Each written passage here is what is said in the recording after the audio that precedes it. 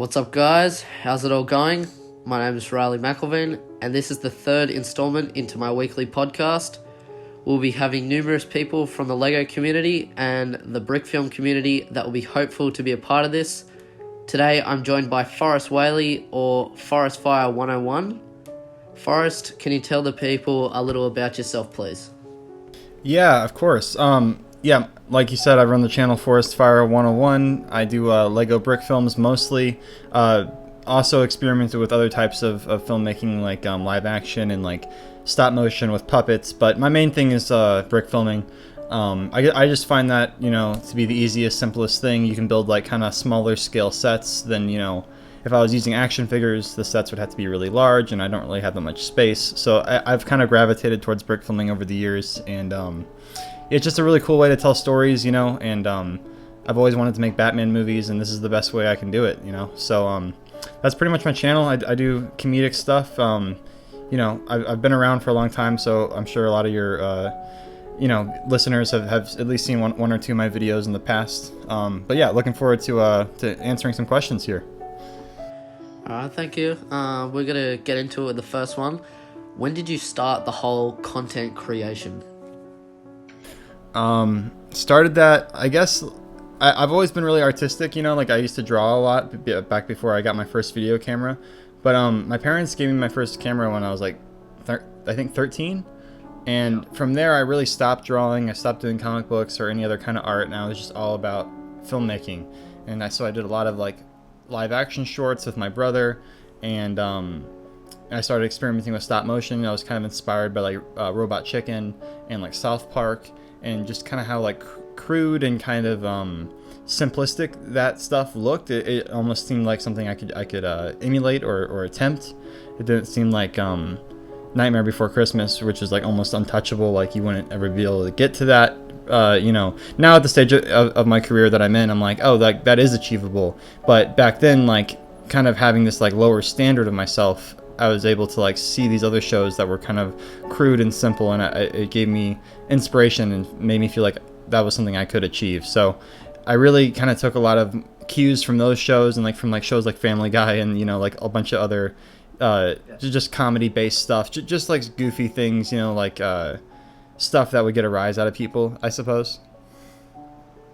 Yeah, very, very interesting. How far you've came from, like where your expectations has risen from like lower class films or so to like we could make something that's what most people pay money to watch. Yeah, exactly. Yeah, like I mean, I think if you stick with something long enough, you're gonna get better. I mean, unless you're doing something really wrong. I think generally the longer you stick with something, the better you're gonna get at it. So if I had continued drawing, I'm sure I would be like a master, a comic book artist by now. But I didn't. I started doing filmmaking, and now I'm very good at stop motion. I mean, I'm not the best there is. I mean, there's still always room for improvement. I mean, living in Los Angeles, I've met some of these like really incredible animators who I'm just like in awe of. There's always room for improvement, but yeah, I am at that level now where it does look professional, and I can market myself as a professional and really deliver a really fine product for my clients. So yeah, I'm really happy with my career, and just kind of like looking forward to the future, and like what more is out there, like what more potential is on the horizon. What got you into stop motion animation and the idea of creating content on YouTube?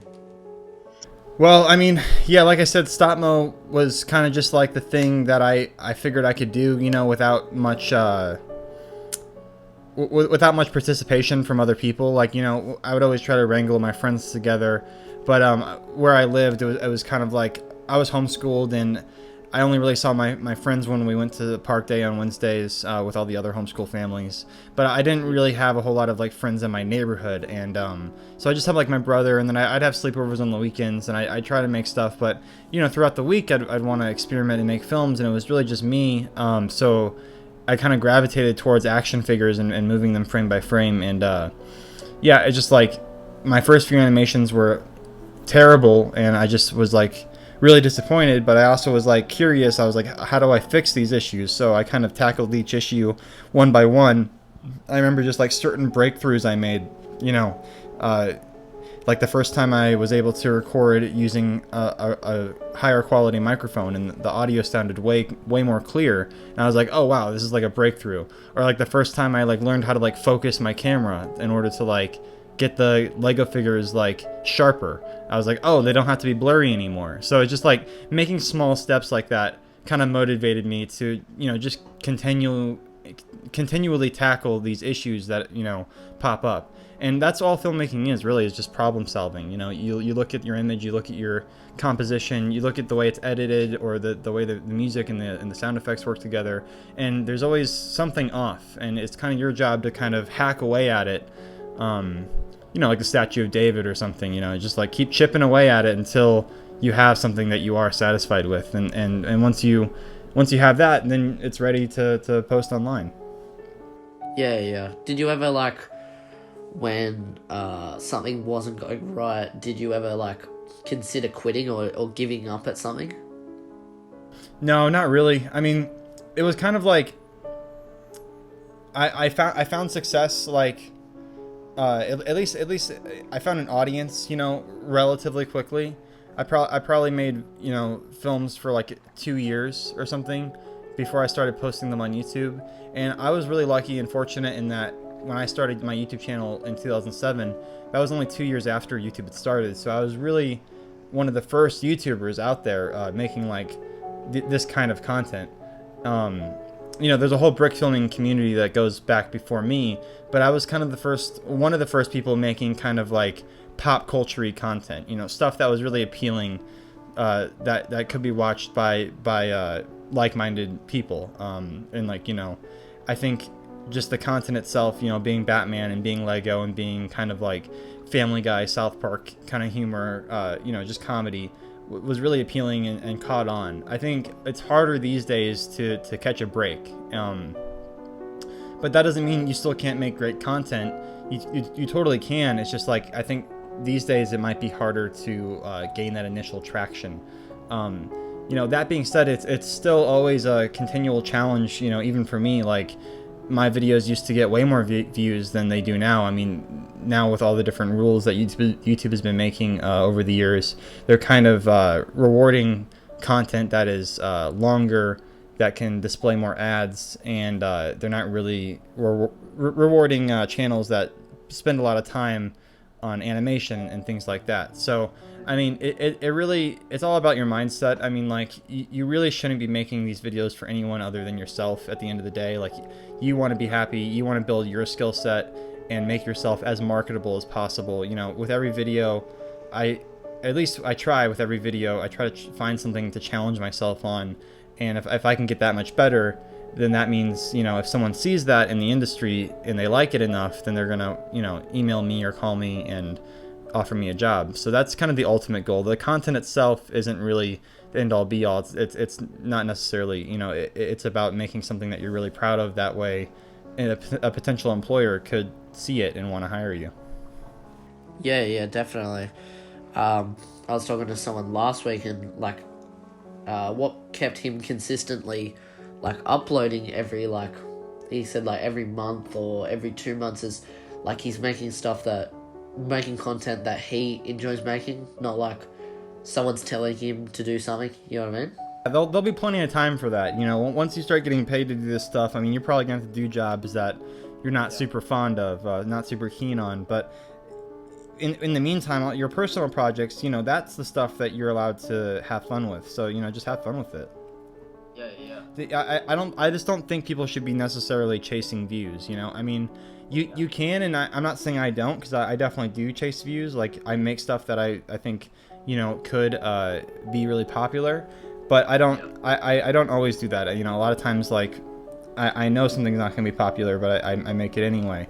So it kind of just, you know, depends on your mindset. You want to kind of strike a happy balance, like, between the two. You don't want it to be so weird and off-putting that no one's ever going to want to watch it, but you also don't want to be miserable making it either.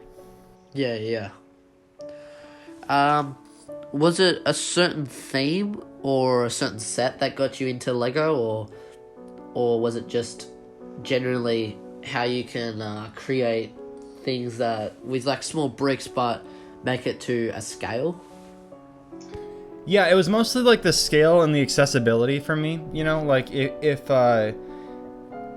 you wanted a car, you know, you wouldn't have to go out and buy like a model car. You know, you could just build one out of the bricks that you had, you know, and add wheels and stuff. Or like, you know, if you had a train track, you know, if you're doing like puppets, you'd have to go to like a model shop and buy all this like, you know, shrubbery and gravel, like mini gravel, and, you know, metal train tracks, and that can all be really expensive, you know. So like Legos, they are not cheap, but at least you can reuse them for multiple different things. And yeah, it's just in the sets come out and the characters come out, you don't have to do like puppet fabrication. The other thing about, you know, action figures is like they're not really built for animation, they're built to be played with. So, you know, I noticed that when I first started animating action figures is like the arms would snap off, or like you'd move them enough times that there just wouldn't be enough tension in the arm and it wouldn't stay up. So yeah, if you want a puppet to animate, they really have to be fabricated or altered in some way to accommodate that. And with Legos, you know, they're very consistent, they're very uniform, and they don't wear out easy. So yeah, I think it was just really out of convenience that I started doing Lego stuff. But it also helps that Lego is a very searchable term, you know, like people search for Lego anyway, so they're going to come across your content. If you were to create something that is a completely original production, it might be more original and might be more artistic, but it's not going to be as marketable. Yeah.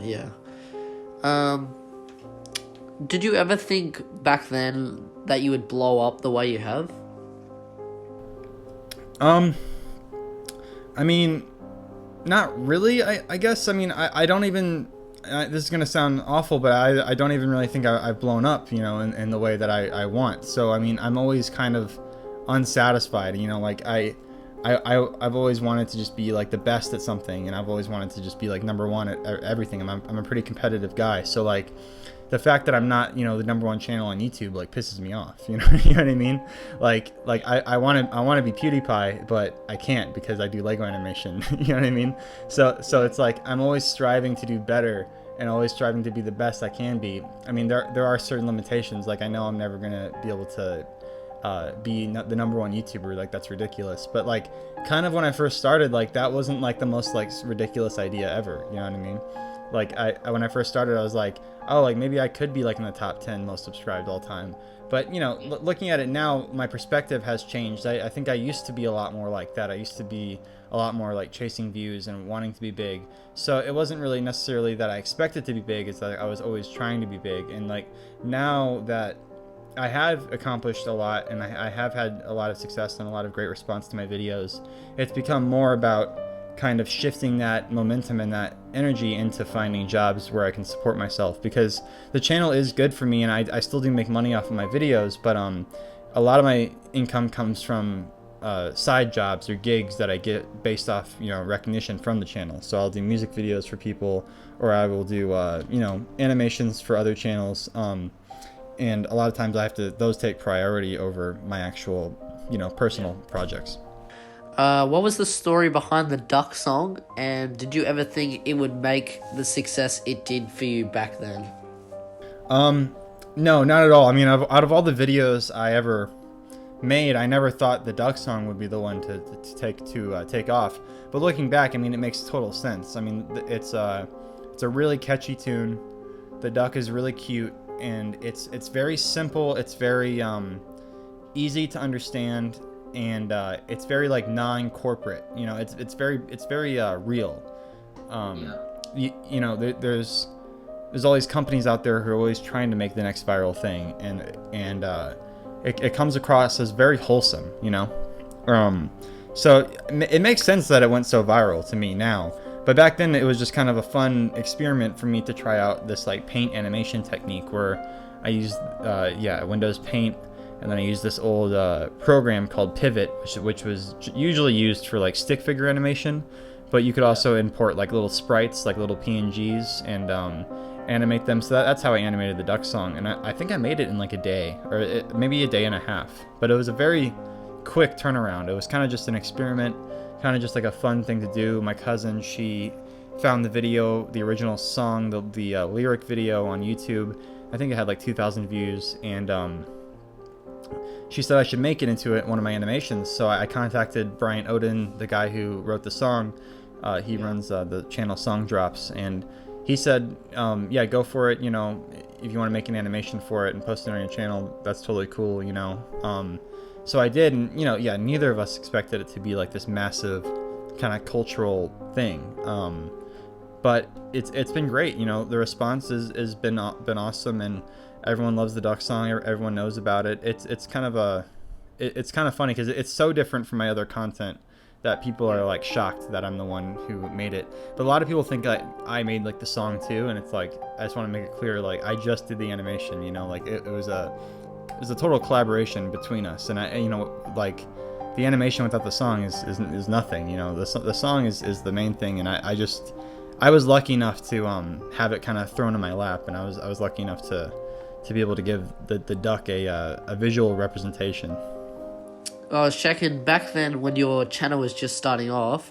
You mixed up your content with your comedy Lego films and some live action content, including Craig, Zombie Universe, and the Christmas Spectacular. What was the idea behind it all, and do you think these kind of movies will be brought back at any stage? Yeah, I mean, I think I've always just tried to like keep an open mind when it comes to my channel. I never wanted it to be just like a brick filling channel. I kind of just wanted it to be a channel dedicated to the things that I want to see more of on the internet. So I just try to make the films like I want to see, and if that goes against what people expect, then they, you know, probably didn't really understand like what I was going for in the first place.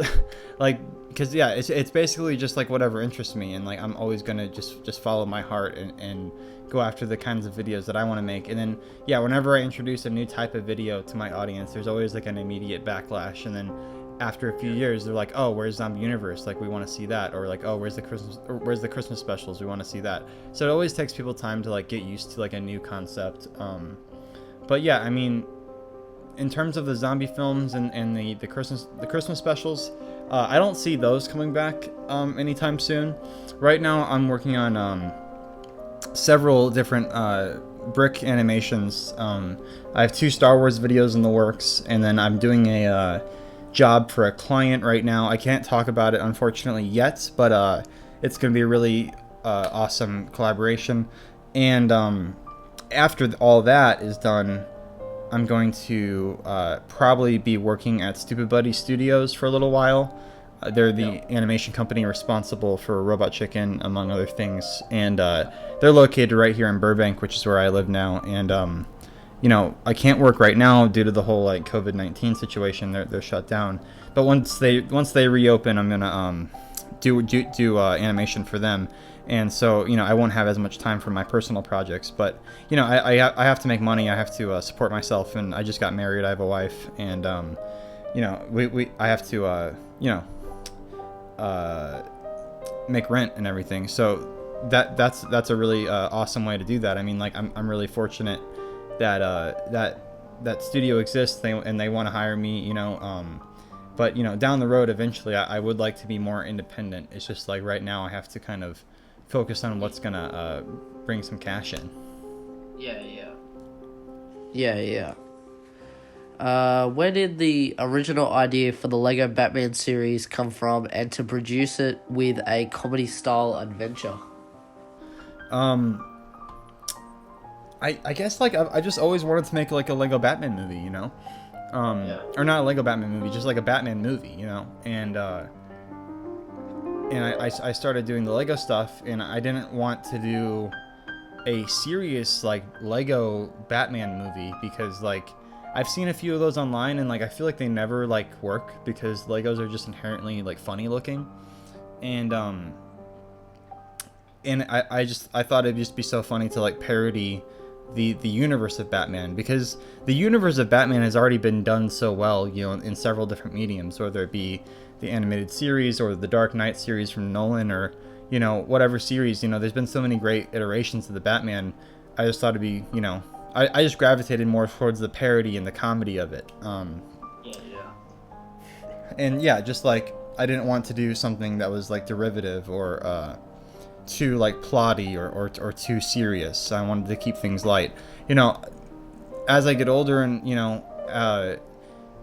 as I look more towards the future, I would love to do a superhero movie one day. Like, you know, obviously, like if they asked me to direct a superhero movie, I would totally do it, and I wouldn't want it to be this jokey thing. But I think right now, just with the with what I have available to me, that's the best way to do it. Yeah. Yeah, and either that or just like kind of like a straight up like action scene. You know, like I've done a few of those, like the Captain America Nazi Zombie one, or like this one I'm doing now is like a Star Wars Rey versus Kylo scene, and those really just don't even have a story. You know, there's no dialogue, there's no plot. I'm not trying to tell this intricate, you know, weaving tale. It's more just like an experiment in you know high octane action.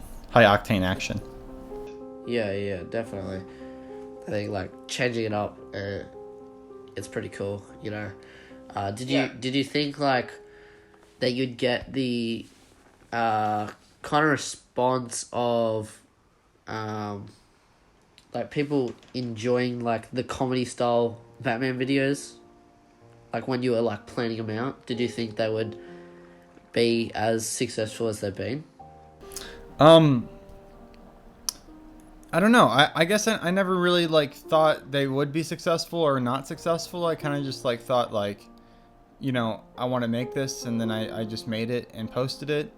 And I guess I think about that stuff more now. Like when I make a video, I'm like, and I feel like I've got a pretty good like barometer of like how successful something's gonna be.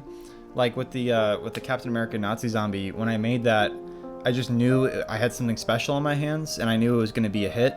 I didn't know how long it was gonna take, but I knew it was probably gonna get like 10 million like views or something, you know. And now I think it just recently passed that, or it's about to pass that. So it took a few years, but I just knew it was gonna get multiple million views, you know, because it was just so like ridiculous. But for a video that's even like a video that was even harder to make was my most recent Lego Batman video, Lego Batman Rises, and that was more of a conclusion, or not a conclusion, but kind of a big homage to my Batman series in general, kind of like tying up threads and kind of reshaping the nature of the story. And it was very insular, you know, like that whole plot was very like very much written for the fans and for people who've been watching me for, you know, the last decade. So a lot of in-jokes, a lot of references to things that might go over, you know, the average viewer's head. So I just knew it was this type of video that wasn't gonna be like Nazi Zombie. I did not expect when I was making it, I wasn't expecting it to get 1 million views or whatever. I was like, this is probably gonna get, you know, a few 100,000 views, and you know, that's it. And like that I was totally right. You know, it's just certain things are gonna pop off and certain things aren't. And I think the more I do this, the more I kind of understand like how things are gonna perform. Did you ever study at a film school or anything to do with the style content you make, or was it all learnt on your own? No, yeah, it was pretty much all learned just from me doing research, being inspired, watching a lot of behind the scenes and commentaries from other directors and filmmakers. Like I remember when I was younger, whenever a new Robot Chicken season would come out on DVD, I would go to Target like the first day it came out, and I would buy it, and then I'd immediately watch all of the behind the scenes, because all the behind the scenes there were always really good. And then I would listen to all the commentaries, and then I would read books on filmmaking, and I would kind of just like throw myself into it. And if I ever had a question about filmmaking, I would either Google it or ask one of my peers, or like talk to Keshin, or, you know, it took me a while to figure out a lot of stuff. You know, I feel like if I taught a class or something for like people who are really into it, you know, like if I was starting all over again and I was able to talk to myself now, I feel like I could have skipped, you know, like 8 years of learning. I probably could have crammed all that into like 1 year. But a lot of it was like trial and error, you know, me trying things out and seeing what worked. And it took me a long time to get to where I am now, and I'm happy with where I am now. But But yeah, it's really just about like not giving up and not getting too frustrated, you know, handling the frustration and just like knowing that you can make it to the other side and your content will get better and it will eventually start taking shape into like what you see in your head. Yeah, I get you. Before the duck song blowing up, did you ever find it difficult to grab exposure and to be viewed by a lot of people? I guess not. I mean, my Lego Batman videos, it was so long ago, it's hard to like remember a lot of times like exactly how it all went down. But I know the Lego Batman videos were kind of popping off before the Duck Song, you know, came out. People were enjoying them, and by popping off, I mean that's kind of relative. I mean, nowadays, like, you know, a few 100,000 views probably wouldn't be considered like popping off, you know. But for me, that was like huge, you know, from going to having no audience to having a bunch of people talking about my stuff. Just was so validating. Yeah. But yeah, I mean, the Duck Song definitely helped, but there's not a whole lot of overlap between those two audiences, you know. The people who come for the Duck Song, they're generally not into like the Lego stuff, and vice versa. Do you ever think you'll branch out again to others to help you create content like Sean and Mason, or are you looking to stay single after working with that studio? Well, yeah, I mean, really, I want to work with as many people as possible, but it really comes down to being able to pay them. I mean, you can only ask for so many favors, you know, before you start turning into an asshole. So really, it's about, you know, earning enough money to not only support yourself, but to also pay the salaries of the people who are working under you. So like any kind of collab I do with Sean, you know, I have to cut him in some way into the deal. So whether that just be like a back end on the video or paying him, you know, a weekly rate, you know, you have to, or, you know, most of the times when I work with Sean or I work with other people, a company is footing the bill. Like a company will come to me and say, well, we want this type of video and we need it done in this time frame and we have X amount of money to give you. And then from there I can decide like, okay, out of that amount of money, how much of that can go to the animation? How much of that can go to editing? You know, because I might have to hire another editor or I might have to hire multiple animators. It just really depends on the project. But generally with my own stuff, with my personal projects, I really can't afford to hire Sean or any other animators. When I did the Nazi Zombie video, I was lucky enough, Sean was living with me at the time, and I was able to pay him. I was making much better money back then, so I was able to invest in that video and really make it something special.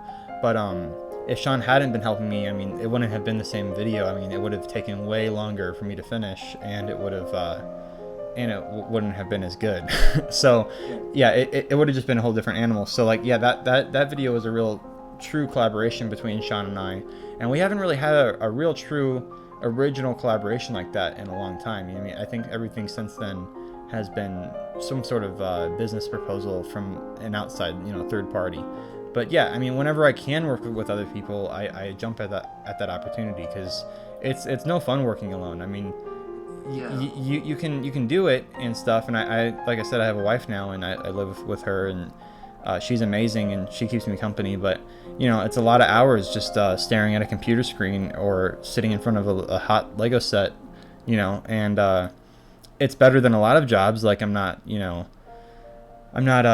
like out in the field, you know, or anything, but it's not ideal. You want someone to kind of challenge you and to you know, keep you alert, and to have around to talk film with and to inspire you. So yeah, whenever I can work with other people, I definitely want to.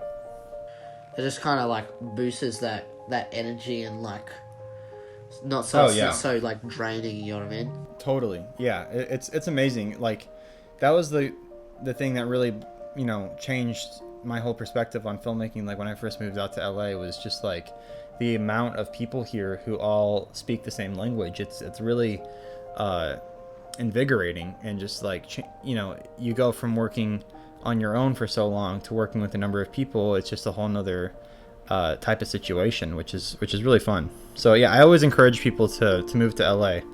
You know, there's all these filmmakers all over the country or all over the world, and you can do it other places, but I think LA is the hub for this kind of thing. So I just want everybody to move here. Yeah. I think personally, like, when you're like doing it with someone else, or you have someone that has that kind of second word or pitch in on to say, oh yeah, this could be with improvement, or like it's good.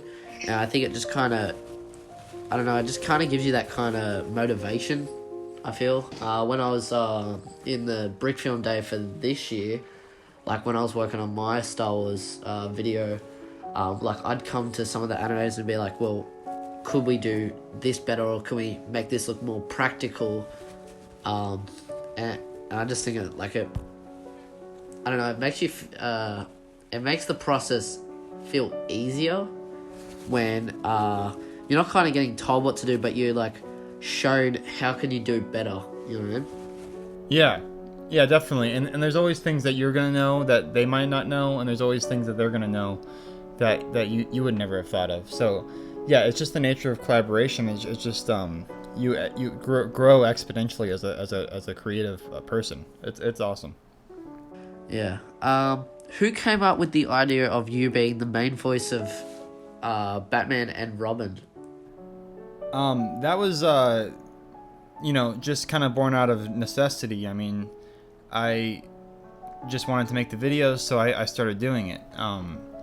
And it's only later that I started kind of casting more and more people as characters. But yeah, voice acting's always been kind of the most fun part about the job. You know, everything else is kind of takes a lot of time and takes a lot of effort, and it can become draining if you let it. But voice acting is the one thing that's always just been like a joy. That and like sound effect design, like doing the sound design on my films has always been really fun. I mean, even that can get a little bit tedious sometimes if you're playing the same sound effect over and over again, and you're not quite getting it where you want it to be, and you're not quite hearing it the same way it is in your head. But with the voice acting, you know, we're also good at speaking. I mean, all of us as humans, we all speak all the time, so we know how to control our voices and get to that place. At least I do. I mean, I've always just been kind of narcissistically, you know, in love with my own voice. You know, I go into the like recording booth or this. It's not a booth, but it's just, you know, I set up my mic and I start recording, and I just say the line over and over again until it sounds right to me, you know, and then I go through all those and I pick the one I want, and it's just kind of a fun, really creative way of finding the piece, you know, like it's before you do the script read, before you do the record, it's just words on paper and these bricks just in front of your camera. You know, the voice acting is really what brings it alive. So that's kind of the part I always look forward to the most. And I probably cast myself as too many of the main characters, but you know, I just love doing the voice acting. Yeah. And it makes it like more enjoyable, you know what I mean? Yeah, and I'm also just inspired by like Matt and Trey from the South Park show, and like they pretty much do all the voices on the whole show. It's pretty hilarious. Yeah. With the creation of Ames and Barry, were you reached out by Disney XD to make it, or did you come to them with this idea? Kind of both. They basically were running a They basically, I was signed with Maker Studios, which is a MCN that no longer exists. They were bought by Disney a few years ago, and eventually dissolved into the Disney Interactive. But before that, they were running this thing where it was called Disney XD by Maker, and it was basically this initiative for YouTubers to pitch a show to them, and based on the pitch, they would decide if they want to greenlight a pilot. So they were just asking a lot of the talent inside the company to, you know, give them a pitch on a show that they think that they would be interested in producing. And luckily, I had already kind of developed this pitch deck years before for Maker. It was a whole different situation back then, but I had developed this pitch deck with Mason and wrote up these characters and had this kind of like whole concept already ready to go, and it was just on the back burner for like I think 4 or 5 years. And so when this initiative came along and they asked me if I had anything, I showed them that, and they said that was, you know, is just what they're looking for. So that they greenlit the pilot. I produced the pilot, and around that time, it was just Disney was completely dissolving Maker, so I don't think much really ever came of it. I don't know if any of the shows got produced. There were other YouTubers who also produced pilots.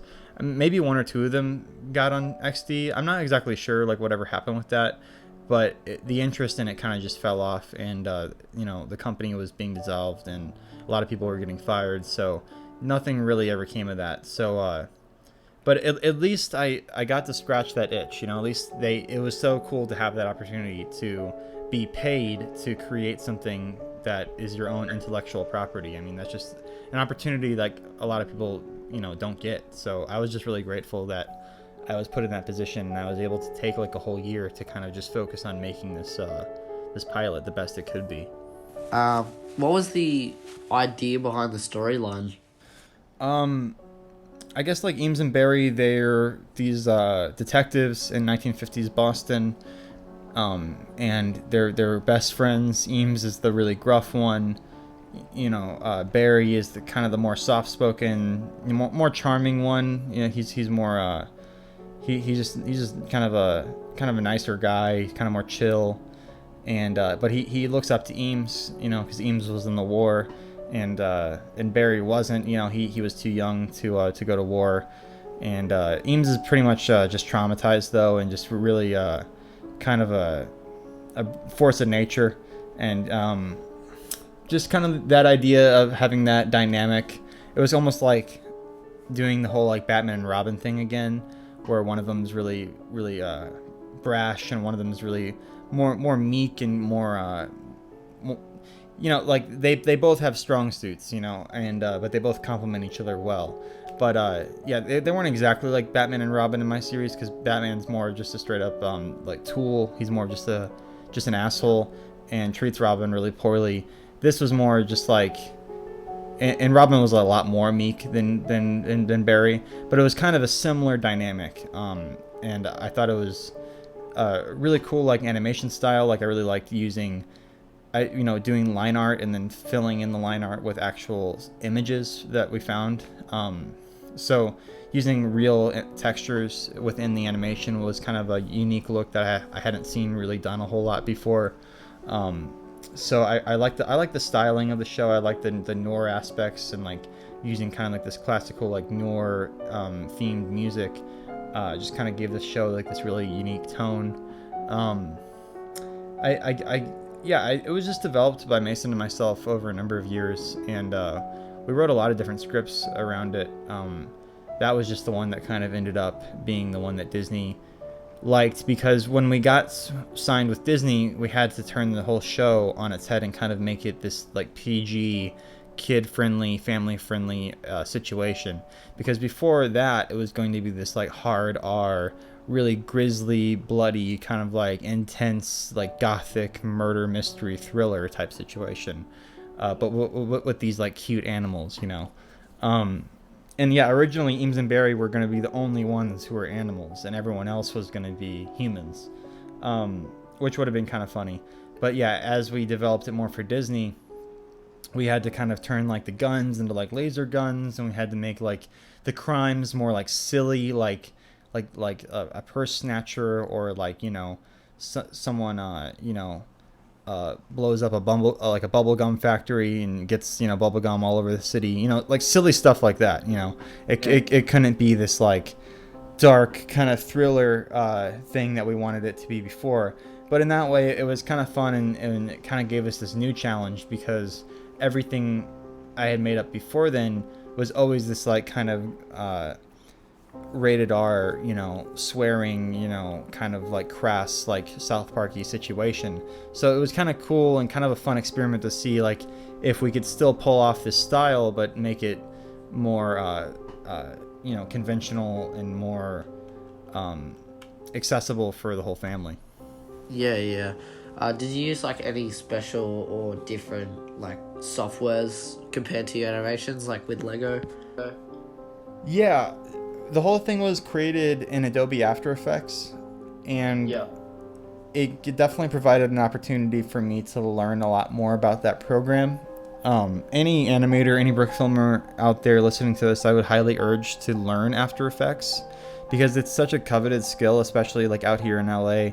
I mean, you can do it, you can do work remotely, you can find jobs remotely, but like when you know After Effects, it's almost like you know like a second language. And if you can do these things for these filmmakers out here, then they see you as like some sort of god, you know, because a lot of people just don't know how to use this program, but it's actually a pretty straightforward program, and it's very powerful. You can do all sorts of stuff in there, visual effects wise. And once I learned how to do stuff in there, it really changed the whole game for me. So, you know, I had learned it doing my Lego videos, but then I felt confident enough to be able to produce an entire show inside After Effects.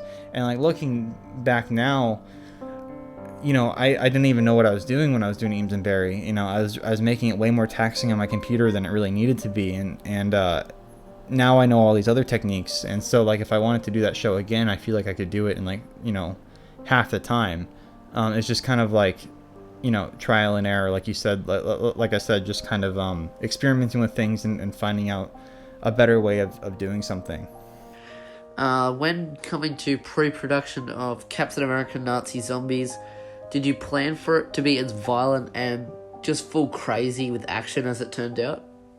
Oh yeah, definitely. I knew from the start it was going to be this like super bloody Lego film.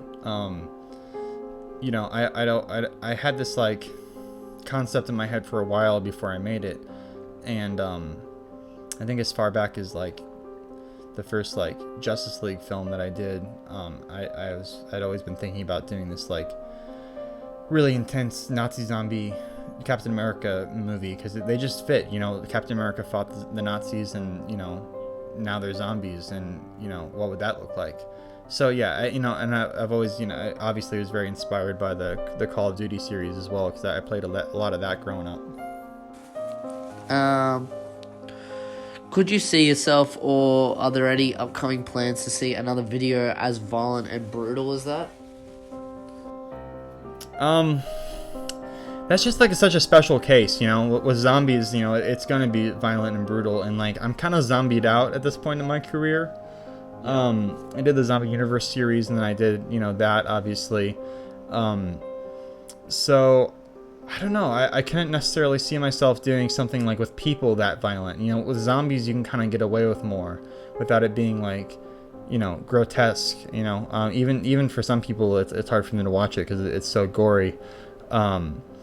But I mean, I've seen things online that are way worse than that. And you know, I'm definitely like drawn to violence, but you know, it's not like the end all be all for me. Like I think I'm also interested in like telling like a good story, you know, telling like funny, you know, creating funny characters and creating good relationships that these characters have with one another. So there's a lot more things on my mind than just doing like pure violence. But that being said, you know, I love when you get to a sequence that is supposed to be violent. Having it really shock the audience can be kind of fun and kind of like unsettling, and I look for opportunities like that. Is the Lego Batman series over, or will there be any more videos in that universe you've made? No, yeah, there'll definitely be more Batman videos. As long as I'm alive, I still want to create Batman videos like for the rest of my life. So it's just a matter of like, you know, when. You know, I have a script written for the next Batman video. It's going to involve the Red Hood and Batman raising his son to be the next Robin. And I wrote that with Jonathan Aubrey and his friend Alex. Oh yeah, Lone Clone? Yeah, Lone Clone. Yeah, and yeah, they both helped out a lot on that script, and the three of us all wrote it together. And because I just knew from the jump I wanted it to be about Batman raising his son Damian, and I wanted it to involve the Red Hood. But you know, like I was saying earlier, it's just so much better when you're working with a team of people, you know, when you're working with more people. So having them do Skype sessions with me and us writing it all together was really, really helpful, and I'm just super happy with the script. I think it's super funny, probably the funniest script we've ever written, or I've ever written, and because this is the first time I've worked with them, and hopefully not the last. But yeah, I just think that it's going to take a long time before I can even start production on that, and because I have all these other things going on.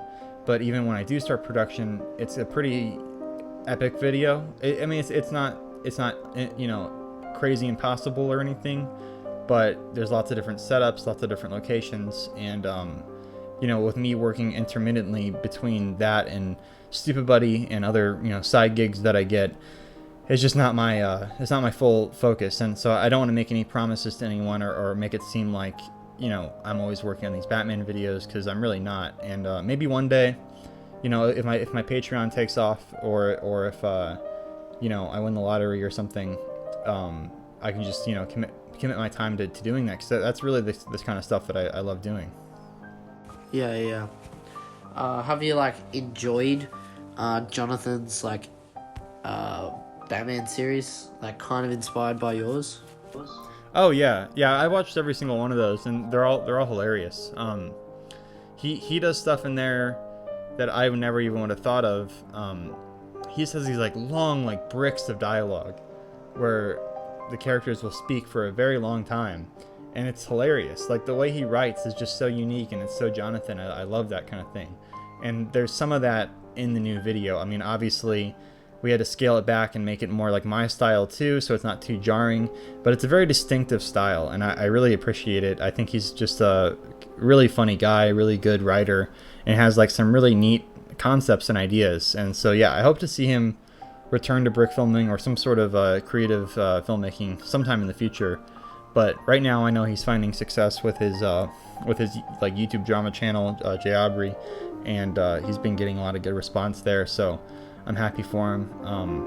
But yeah, I just think he's awesome. Yeah, that's so good. Do you plan on if they return, would you ever consider working with Alex and Jonathan again on anything? Yeah, definitely. Yeah, I would love to work with those guys more often. Yeah. So what are you currently working on as of now? So right now I'm working on this top secret project for this client. I can't talk about it, unfortunately, but it's gonna be awesome. There should be more information coming out about it in the next few months. But other than that, my own projects, I'm working on a Lego Star Wars Kylo Ren versus Rey video. It's a epic lightsaber battle in the forest. It's in the woods, on some random Star Wars planet, kind of during harvest time, kind of fall time. So it's a lot of orange and yellows. It's really pretty. And there's all these big fat trees around them, and they're using the force to pull the trees down on top of each other, and then it kind of just keeps escalating. There's going to be a dreadnought that appears in the sky, and just kind of bringing the level of intensity up and up and up and up, and keep raising the stakes, kind of how I did with the Nazi zombie video. I want to match or surpass the intensity of that video with this one. So it's always about kind of rising to the occasion to kind of outdo yourself. And that Nazi zombie video is pretty crazy. The stuff that happens in it is pretty nuts.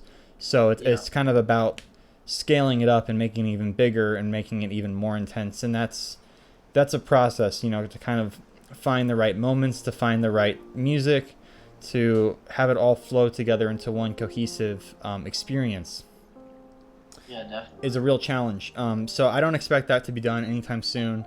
And I've got work at Stupid Buddy and stuff like that as well. I'm also working on a Mandalorian video. This video is probably going to be 2 minutes long, 2.5 minutes, so much shorter. The Star Wars Rey versus Kylo video, that's probably going to end up being around 7 minutes. So in comparison, this is a much smaller project. There's only this one kind of smaller set. It's basically a shootout between Mando and this bounty he's trying to catch, and I'm about halfway done with it. I've already shot half of it, so I'll that'll probably come out sooner. I don't know. That's not currently in production. That's currently kind of just on the back burner while I'm working on these other two projects. But yeah, like I said, after all this stuff I'm doing, I'll be working at Stupid Buddy, and who knows what other jobs I'll get in between that and the new Batman video. But that's kind of all the stuff I'm working on right now. But yeah, that's all subject to change, in the future as well. Oh, yeah. What would you like to accomplish in the next 5 years' time?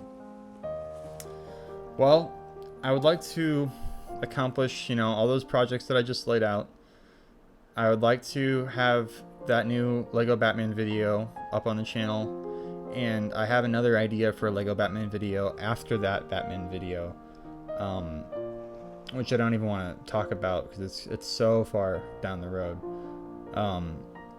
But I feel like it's feasible. I could get those two Batman videos out within the next 5 years. It's feasible. I'm not promising anything, but yeah, I kind of, being just the operation I have right now, so small time and so small scale, me doing most of everything, I think of my videos in like the amount of years that they're going to take to make at this point.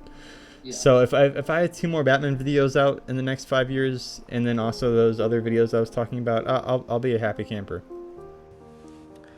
And lastly, what I'd like to say personally, you being what I'd consider the face of this community of like brick filmers and Lego animators, are you proud of the amount of people you've inspired all around the world with your videos, and for being the reason people want to create not just Lego videos but content in general? Yeah, dude, that's been kind of the number one takeaway for me over the years, just like the amount of people coming to me and telling me how much I inspired them and how much my videos meant to them growing up. That's irreplaceable, like the videos are awesome, but what's really the cool part about all this is the people who have found my videos, and I was able to be kind of their intro into this whole stop motion world, because it's a wonderful world, and it brings me so much joy, and it makes me happy that at least I was the catalyst to bringing so many people into it, because it's something that I think is really awesome and really special, and it sounds silly, but I think it's important. Yeah, and before I conclude myself, I just want to say, on behalf of myself, I just want to say thank you for changing not just myself, but thousands of people's lives across the world, to inspire, and for putting a smile on people's faces. Before I started, I would just love to watch your videos all day, every day, and what inspired me to use my imagination to not just storytell, but also make people laugh and smile. You have not failed to do any of that since you've been on the internet, and I hope the best for you in your future with whatever you end up doing, and we'll all forever be a Forrestfire fanboy. I'm very humble and appreciative to have spoken to you on here today, and I'm very appreciated to speak to the person that I've looked up and inspired off the most. And so from myself and the whole community, I'd like to say thank you. Dude, thank you, man. I really appreciate that. And yeah, I mean, there's more coming. This is just the start. This is just the beginning. Yeah. So yeah, I appreciate you giving me this platform, and I think this is a really cool show you're doing. And hopefully, I've been well spoken enough to at least lend some insight into the industry for people coming up into it. And yeah, if anyone has any kind of questions about more specifically like filmmaking and like what it's like to be in this industry, you can always find me on Twitter or Instagram. You can hit me up there. But yeah, I love doing this kind of stuff. So thanks for giving me this platform. Yeah, all good. That's about all the time we have today. So thank you, Forrest, for taking up your time to answer some questions and be a part of this. Thank you to everyone else who has also taken time out of their day to listen. It means a lot. Make sure you tune in next week when we'll be talking to someone new. So take care, and thank you, Forrest. Sweet. I'll look out for that. Sounds good.